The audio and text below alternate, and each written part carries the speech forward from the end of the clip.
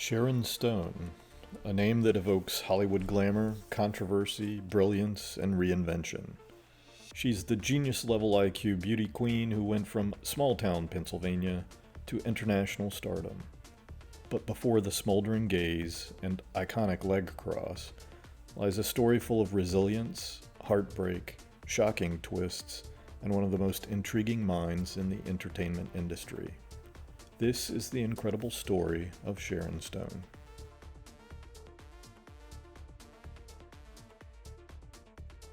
Sharon Von Stone was born on March 10, 1958, in Meadville, Pennsylvania. She was the second of four children born to Joseph William Stone II, a factory worker, and Dorothy Stone, a homemaker and accountant. Sharon's older brother was Patrick, while her younger brother's name was Mike. Her younger sister's name is Kelly. From the very beginning, it was clear that Sharon wasn't like the other kids. At the age of 5, she was already reading at a 5th grade level. She was considered academically gifted and sent to special classes. It is said that she has a measured IQ of 154. As a young child, Sharon was molested by her maternal grandfather, Clarence. She has said that her sister Kelly suffered the same abuse. Her grandfather died when she was 14, and she remembers feeling relieved that he was finally dead.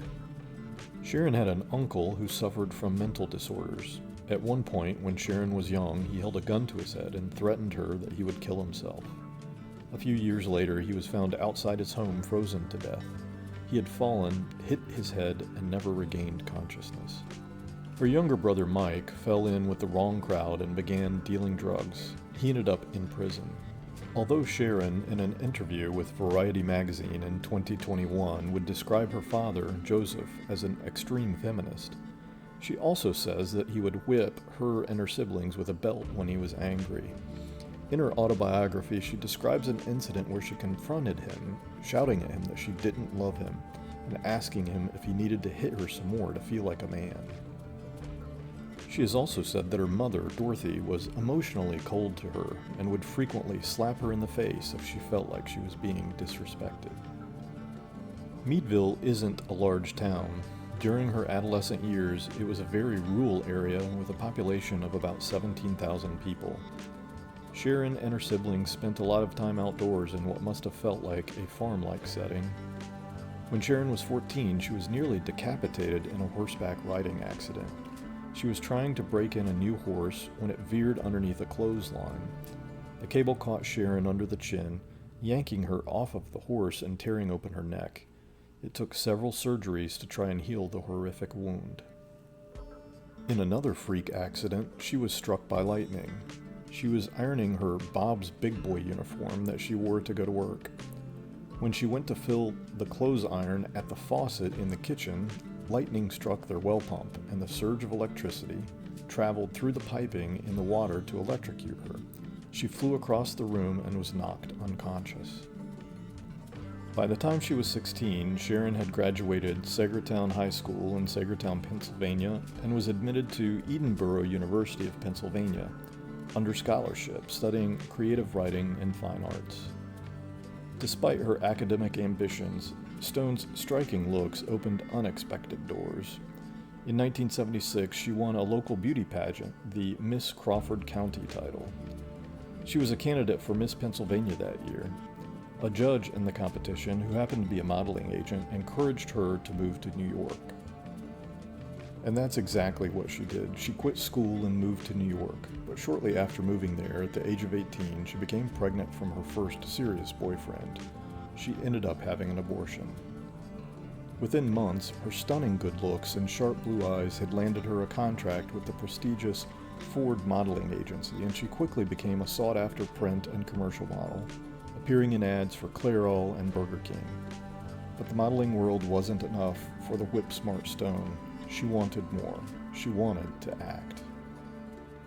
Sharon's film debut came in Woody Allen's 1980 film Stardust Memories, where she played a silent, ethereal beauty who catches Allen's gaze. It was a blink-and-you'll-miss-it moment, but a memorable one. Throughout the 80s, Stone worked steadily, appearing in a string of genre films like King Solomon's Mines, Police Academy 4, and Above the Law with Steven Seagal. We will go through a more detailed list of her films later in the biography. Her performances were solid, but Hollywood still saw her as just another pretty face. Her big break came in 1990's Total Recall opposite Arnold Schwarzenegger, where she played Lori, the deadly wife-assassin hybrid. The role showed off her range, sexy, dangerous, and athletic. Then came Basic Instinct. Directed by Paul Verhoeven, the 1992 thriller catapulted Sharon Stone into superstardom. She played Catherine Trammell, a seductive, ice-cold mystery writer suspected of murder, and became a cultural lightning rod. The film's infamous interrogation scene, in which Stone uncrosses and recrosses her legs while wearing a white dress with no underwear, made global headlines and triggered one of the biggest controversies in cinema history. Sharon later claimed she was unaware the scene would be shot the way it was, saying she only realized during a screening with studio executives. She even claimed to have slapped Verhoeven in the face afterwards. He denies this, of course. But the scene and her performance cemented her as a sex symbol, feminist icon, and serious actress all at once. She was nominated for a Golden Globe, and Catherine Trammell was named one of the most iconic villains in film history. Following Basic Instinct, Sharon was one of Hollywood's highest-paid actresses. She starred in high-profile films like Sliver in 1993, The Quick and the Dead in 1995, and Casino in 1995, where she played Ginger McKenna opposite Robert De Niro in a performance that earned her an Academy Award nomination. Martin Scorsese initially didn't want to cast Sharon in Casino, but De Niro personally convinced him, and it became one of her most acclaimed roles. In 1998, she married journalist Phil Bronstein, and the couple adopted a son, Roan, in 2000. But behind the red carpets, Stone's life was becoming increasingly turbulent. Her marriage was rocky, and in 2001, she suffered a massive brain hemorrhage that nearly killed her. This was eventually diagnosed as a subarachnoid hemorrhage that left her hospitalized for days and out of the spotlight for years. 9 days of brain bleeding, a long, grueling recovery. She had to learn to speak again, to walk again, to live again. Doctors did not expect her to survive.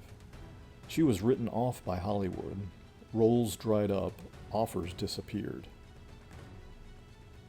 Stone later said the experience profoundly changed her, not just physically, but spiritually. It took years before she fully recovered her speech and her motor skills. Her marriage to Bronstein ended in divorce in 2004, followed by a bitter custody battle for their son, which she ultimately lost. Let's add one story that has to be one of the oddest pieces of trivia that you will ever hear about Sharon Stone's life. In 2001, about 3 months before Sharon was admitted to the hospital with what turned out to be a brain hemorrhage, she and her husband Phil went for a special private Father's Day tour of the Los Angeles Zoo. Phil had always been intrigued by Komodo dragons and got the zookeeper to agree to allow him, Phil, to enter the animal's cage. However, the zookeeper insisted that Phil remove his white tennis shoes, so the reptile would not mistaken them for a white rat similar to what it was being fed. Shortly after entering the cage, the dragon attacked Bronstein and latched onto his toe. While Komodo dragons are not venomous, they are sometimes considered poisonous due to septic bacteria often found in their mouth, and are known for having incredibly powerful bites. Phil was barely able to pry the creature's jaws open and drag himself out of the cage.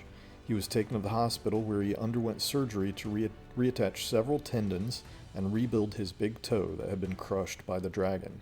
No, I'm not making this up. Some Father's Day gift from Sharon. Never one to stay down for long, Stone slowly began rebuilding her career.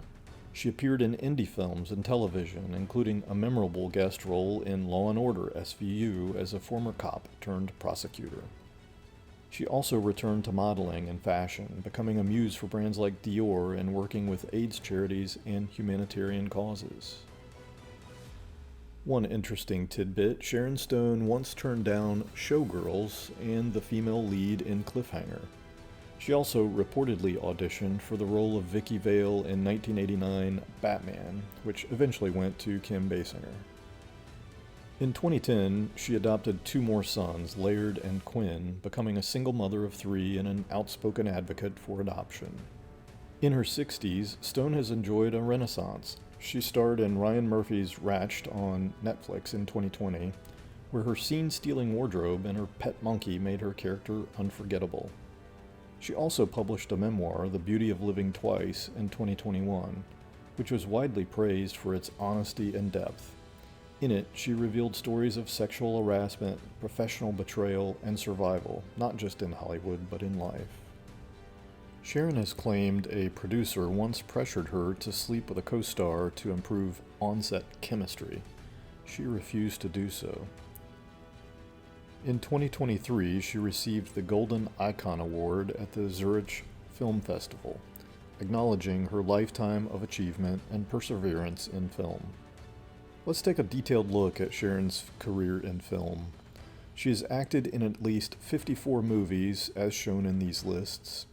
Basic Instinct was the most successful, earning $353 million in box office revenue. Sharon was paid only $500,000 for this movie, while one of her co-stars, Michael Douglas, was paid $14 million. Her roles varied from bit parts to, in some cases, almost carrying the movie on her own. Both The Quick and the Dead and Casino stand out on this list. Basic Instinct 2, released in 2006, 14 long years after the original, was considered a flop since it earned $38.6 million in box office revenues compared to a budget of $70 million. We don't have a perfect record of Sharon's salaries for all of her acting gigs, but this appears to be the largest at $13.6 million. We can also take a detailed look at Sharon's romantic life. There have, of course, been relationships that were less official or stayed out of the public eye, but of the ones that were more publicized, we get this list. Sharon has been married twice and engaged several other times. Each of these relationships has its own story, but one in particular is so convoluted it could be made into a TV miniseries. Sharon was engaged to Bill or William McDonald for about a year. Bill was the co-producer of the movie Sliver that Sharon starred in right after her enormous success with Basic Instinct in 1993. Bill was married at the time and left his wife to be with Sharon. But wait, there's more. Joe Esterhaus was a prolific screenwriter. He was born in Hungary but raised in Ohio. He started out as a journalist but ended up as a Hollywood writer. He was married to Jerry for 24 years, from 1970 to 1994. He happened to write both Basic Instinct and Sliver. He claimed in a 1993 interview that he introduced Bill McDonald and Sharon Stone because he had fallen in love with Bill's wife Naomi when he vacationed with them in Hawaii. Although Bill and Naomi were together for 10 years before getting married, they were only married for 5 months before Bill left her for Sharon. Once that happened, Joe made his move on Naomi. They wed in 1994 and remained married today. As we know, Bill and Sharon broke up about a year later. There's a story that when Sharon broke up with him, she shipped his engagement ring back to him via FedEx. Bill later married Louisa Spring in 2006. Sharon has said in recent years that she has gotten into internet dating. She has met a wide variety of potential beaus on dating websites, including felons, drug addicts, and married men. She said that sometimes she feels like a therapist, letting guys talk out their troubles and confide in her. Imagine coming across a profile on a dating website and realizing it's Sharon Stone. She is still hopeful that she will find lasting and true love, without getting axe murdered, of course. In 2025, Sharon remains a revered figure, an outspoken feminist, artist, activist, and survivor. Sharon Stone isn't just a bombshell, a brainiac, or a breakout star. She's all three. A woman who clawed her way to the top not once, but twice, and lived to tell the tale. She redefined what it means to be a leading lady, a survivor, and a mother, and she's still not finished. In a recent interview, Sharon said, "I think we all get a second act. The question is, are you brave enough to live it? Sharon Stone was, and that's why her legend lives on.